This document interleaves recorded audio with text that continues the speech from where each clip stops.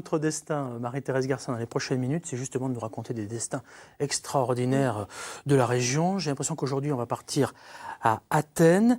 Mais j'ai envie de vous demander finalement quel est le lien entre la Grèce et la Bourgogne-Franche-Comté. J'en vois peut-être un, parce que moi je suis fan de musique, donc je pense à Nana Mouskouri, qui est mariée à un Côte d'Orient, vous voyez. Mais je ne suis pas persuadé que ce soit ça l'histoire du jour. Eh non, vous avez raison. C'est pas la bonne piste. Il faut aller remonter un petit peu plus dans l'histoire. Il s'agit donc du premier duc d'Athènes, Othon de la Roche.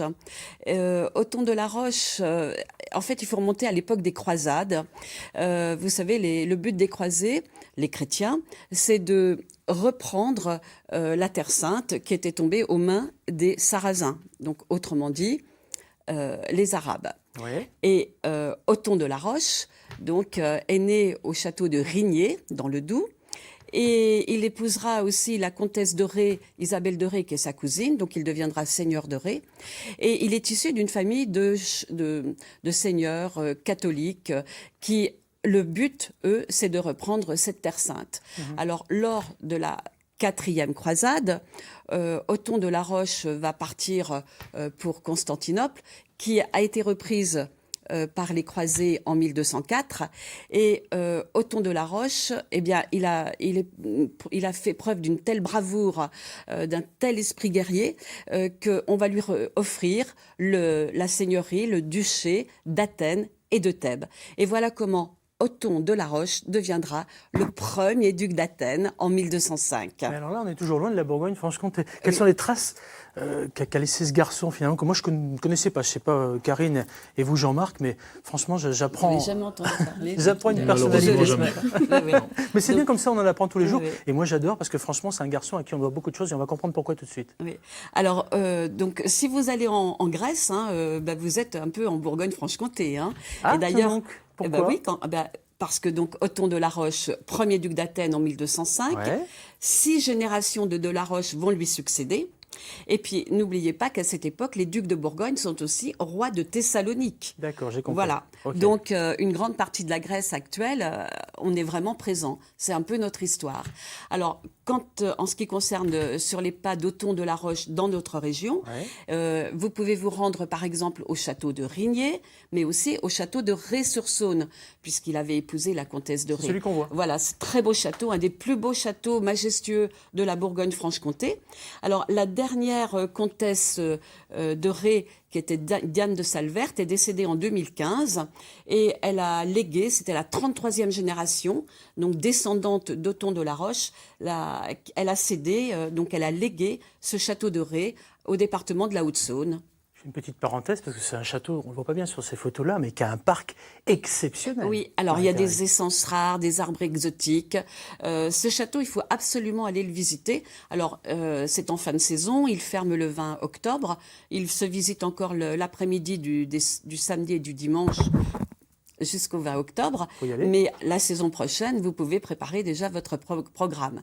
Et puis, sur les pas d'Othon de la Roche dans notre région, il y a bien sûr cette abbaye de Bellevaux. Oh là là, on part en Haute-Saône. Vous savez quoi, on va faire une petite pause, parce qu'on la découvre, là, Oui. l'abbaye de Bellevaux. Oui. Mais nous, on était à la fête qu'il y a eu cet été. Oui, exactement. C'était la fête pour découvrir l'histoire de son château. Et nous y étions avec les caméras. Regardez. Alors vous êtes tous venus pour la fête des 900 ans de l'abbaye de Bellevaux. Mais si on entre le site, on ne voit que des bâtiments du XVIIIe siècle. Un château construit sur les vestiges de l'abbaye cistercienne, la première de Franche-Comté. La famille de celui qui fait la visite aujourd'hui en est propriétaire depuis 1994 et ça tombe bien car il est historien de l'art. Dans toutes les églises cisterciennes, c'est la première porte qui mène au cloître, la deuxième qui mène à l'étage pour les dortoirs des moines. Depuis, les lieux ont servi de nécropole aristocratique, de château pour la famille du comte de Ganay, mais surtout à partir de 1957 de centre de vacances pour les enfants du diocèse. La plupart des gens ont connu les colonies de vacances sans savoir que sous leurs pieds, par exemple là derrière, Othon de la Roche est enterré et Jean de Vienne est enterré là aussi. Et il y a des centaines de moines aussi sous la terre. C'est un lieu chargé d'histoire. D'histoire avec un grand H et de souvenirs beaucoup plus personnels pour ceux qui ont passé à Bellevaux leurs étés d'enfance. Oui, à 14 ans, je prenais ma mobilette et je venais faire la planche par rapport aux colonies de vacances. Parce que je voulais m'acheter un beau vélo. Et pour certains, la visite d'aujourd'hui ressemble même à un pèlerinage. On faisait des jeux de société entre jeunes, quoi. On allait se balader dans les bois aux alentours, on faisait des randos. Les feux de camp, les soirées, les chansons qu'on a apprises, qu'on chantait autour du feu. Je suis repassé dans les chambres, ça fait bizarre. Bon, il n'y a pas grand-chose de changé, il manque les lits, bien sûr, mais autrement, c'est en l'état. Yepo, étaillé. Un passage à Bellevaux indélébile et qui valait bien une fête d'aussi grande ampleur. Yepo, yepo, kitouki, yepo, yepo, kitouki, Elles chantent bien les filles, hein. Pour la célébration des 900 ans de l'abbaye de Bellevaux, toute une commune préparait la fête depuis 3 ans. Vous y étiez, vous, Marie-Thérèse? Alors moi j'y suis allée, c'était un moment magique, émouvant. Donc Othon de la Roche, mon fameux premier duc d'Athènes, a fini sa vie à l'abbaye de Bellevaux et d'ailleurs abbaye cistercienne, fondée par son ancêtre. C'était la première abbaye cistercienne en Franche-Comté. Et cette manifestation était vraiment très émouvante.